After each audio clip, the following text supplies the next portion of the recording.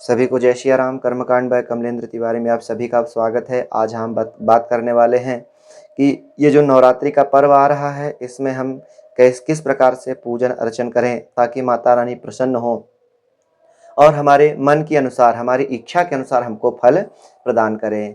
तो जैसा कि ये नवरात्रि का जो पर्व है, माता रानी के 9 रूपों को समर्पित हैं। 9 रूप जैसे प्रथम शैलपुत्री, द्वितीय ब्रह्मचारिणी, चंद्रघंटा, कुष्मांडा, स्कंद माता, कात्यायनी, कालरात्रि, सिद्धात्री, महागौरी, ये 9 रूप जो हैं माता रानी के, इन 9 देशों में उनका पूजन अर्चन किया जाता है और इन्हीं 9 रूपों का पूजन अर्चन करने से माता रानी प्रसन्न होती हैं। माता जगदम्बा का जो प्रथम स्वरूप है वह शैलपुत्री का है और इस शैलपुत्री के स्वरूप का हमको पूजन अर्चन करना चाहिए। माता रानी को जो है गाय के घी का भोग लगाना चाहिए। गाय के घी का भोग लगाने से व्यक्ति रोग मुक्त होता है। तो यदि हम रोग से मुक्ति पाना चाहते हैं तो माता रानी के प्रथम स्वरूप शैलपुत्री के रूप में जो है उनका पूजन अर्चन करें, उनको जो है घी का भोग लगाएं। घी का भोग लगाने से व्यक्ति रोग से मुक्त हो जाता है। इसके बाद में आता है द्वितीय स्वरूप, जिसको हम ब्रह्मचारिणी कहते हैं। माता ब्रह्मचारिणी जो है नवरात्रि के दूसरे दिन जो है इनका आगमन होता है। दूसरे दिन जो है इनका पूजन अर्चन किया जाता है और इसमें जो है हमको मिश्री का भोग लगाना चाहिए। मिश्री का भोग लगाने से हमारी आयु में वृद्धि होती है। तो जिनको दीर्घायु की जो व्यक्ति दीर्घायु की कामना से माता जो है ब्रह्मचारिणी का पूजन करना चाहते हैं, उनको जो है मिश्री का भोग लगाना चाहिए। इसके बाद में माता रानी का जो तीसरा स्वरूप आता है वो जो है कौन सा है, तो बोले चंद्रघंटा है। तो इस माता रानी के जो है तीसरे दिन जो है चंद्रघंटा के स्वरूप का हमको जो है पूजन अर्चन करना चाहिए। माता चंद्रघंटा को जो है हमको खीर का भोग लगाना चाहिए या फिर हमको घी से बनी हुई, गाय के घी से बनी हुई मिठाई का भोग लगाना चाहिए। मिठाई का या खीर का भोग लगाने से जो है मानसिक शांति बनी रहती है। वैसे भी जो है ये खीर जो है, घी जो है किससे बनता है, चावल और दूध से बनता है। तो ये चंद्रमा का कारक भी है। तो जो है मन की शांति के लिए जो है, मन हमारा जो है बलवान हो, चंद्रमा मजबूत हो, उसके लिए माता चंद्रघंटा को हमको जो है किसका भोग लगाना चाहिए, खीर का भोग लगाना चाहिए या फिर मीठे का भोग लगाना चाहिए। इसके बाद में माता रानी का जो चौथा स्वरूप है वह कुष्मांडा का है। माता कुष्मांडा को जो हमको मालपुआ का जो है भोग लगाना चाहिए।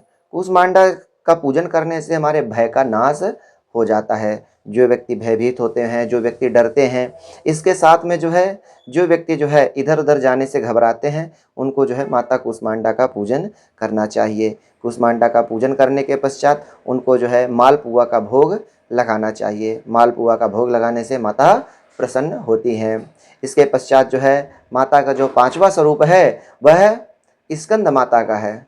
माता जो है स्कंद माता के रूप में 5वें दिन जो है इनका पूजन अर्चन किया जाता है और इस दिन स्कंद माता को जो है केले का भोग लगाना चाहिए।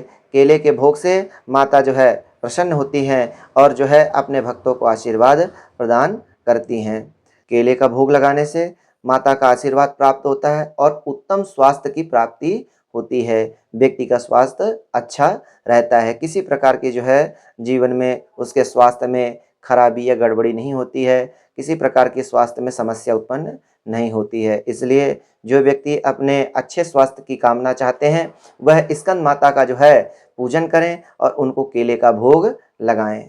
इसके बाद में जो छठवां रूप आता है माता का, वह जो है कात्यायनी का रूप है। माता कात्यायनी जो है छठवें दिन उनका पूजन अर्चन किया जाता है और कात्यायनी माता को प्रसन्न किया जाता है। जो व्यक्ति अपने घर परिवार, रिश्तेदार और सगे संबंधी जो हैं, नाते रिश्तेदार जो हैं, मित्र इष्ट मित्र हैं, जिनसे सबको मधुरता जो है बना के रखना है, तो मधुरता बनाने के लिए जो है, माधुर्य स्थापित करने के लिए जो है हमको कात्यायनी माता को जो है शहद का भोग लगाना चाहिए। शहद का भोग लगाने से माता कात्यायनी प्रसन्न होती हैं और जो कन्याएं जो हैं, अविवाहित हैं, उनको तो विशेषतः है माता कात्यायनी का पूजन करना चाहिए। माता कात्यायनी का पूजन करने से, उनको शहद का भोग लगाने से जो है वह अति प्रसन्न होती हैं और हमको मन इच्छित वर प्रदान करती हैं। इसलिए जो है अपनी कामना के लिए जो है और घर परिवार में, रिश्तेदार में मधुरता लाने के लिए जो है उन व्यक्तियों को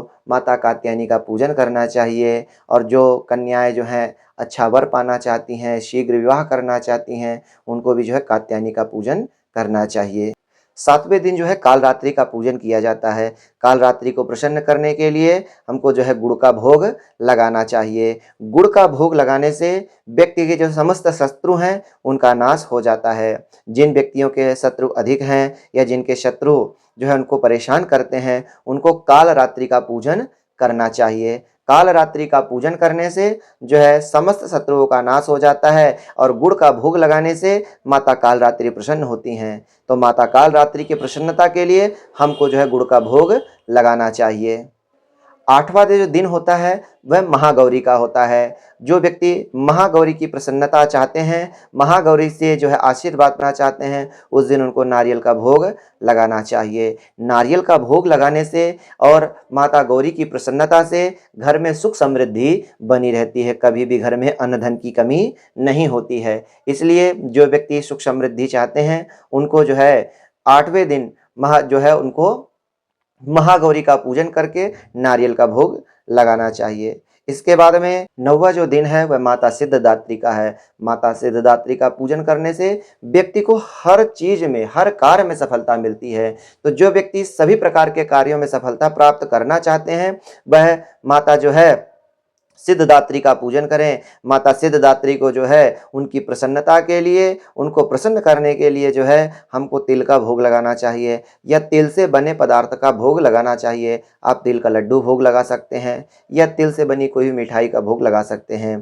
तो तिल का भोग लगाने से माता सिद्धदात्री जो है प्रसन्न होती हैं, सबकी इच्छाओं मनोकामनाओं को पूर्ण करती हैं और व्यक्ति को जो है सभी क्षेत्र में सफलता जो है मिलती है।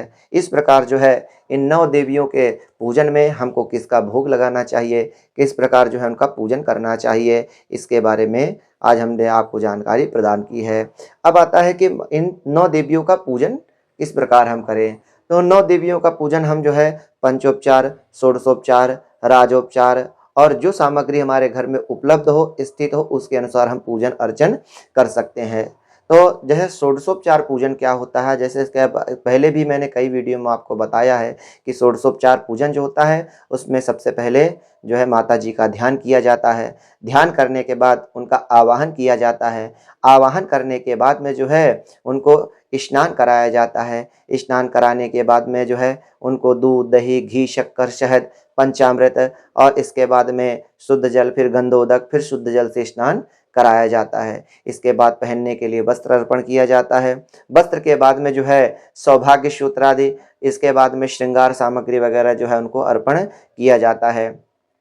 इसके बाद फिर उनको जो है तिलक लगाया जाता है, चंदन, हल्दी, कुमकुम, सिंदूर, गुलाल, अबीर।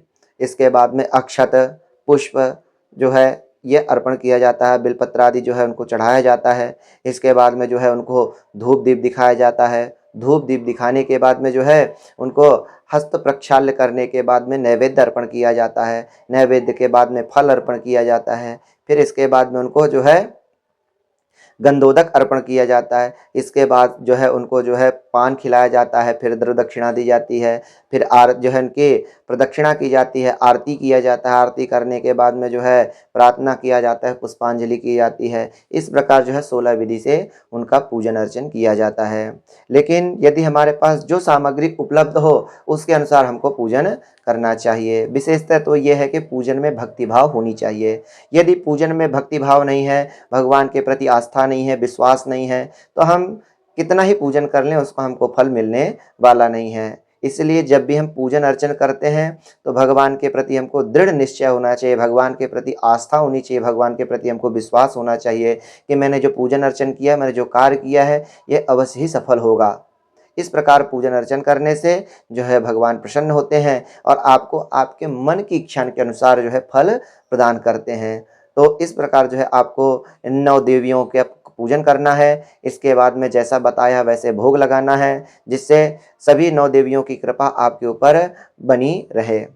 इसके साथ में एक विशेष पूजन होता है, क्या वो है नवमी के दिन। जो व्यक्ति न्यायालयिक एवं राजकीय विजय प्राप्त करना चाहते हैं उनको नवरात्रि में नवमी के दिन शाम के समय जो है माँ अपराजिता का पूजन करना चाहिए। और अपराजिता का पूजन करने के बाद में जो है उस दिन अपराजिता स्तोत्र का पाठ करें, संपूर्ण रात जो है उनका जो है पाठ अर्चन करें, पूजन अर्चन करें और अगले दिन दशहरे के दिन जो है सुबह पूजन करके होम आदि करके जो है उस कार्य को संपन्न करें। जो व्यक्ति नवमी की शाम से पूजन अपराजिता का करता है और दशमी की सुबह तक करता है, उसको हर कार्य में विजय प्राप्त होती है, चाहे वो राजकीय हो, चाहे न्यायालयिक हो, किसी प्रकार की जो है विजय कामना जो चाहते हैं वह जो है इन अपराजिता का जो है पूजन करना चाहिए। ऐसी ही अन्य जानकारी के लिए आप जो है हमारे इस यूट्यूब चैनल से जुड़े रहें। जय श्री राम।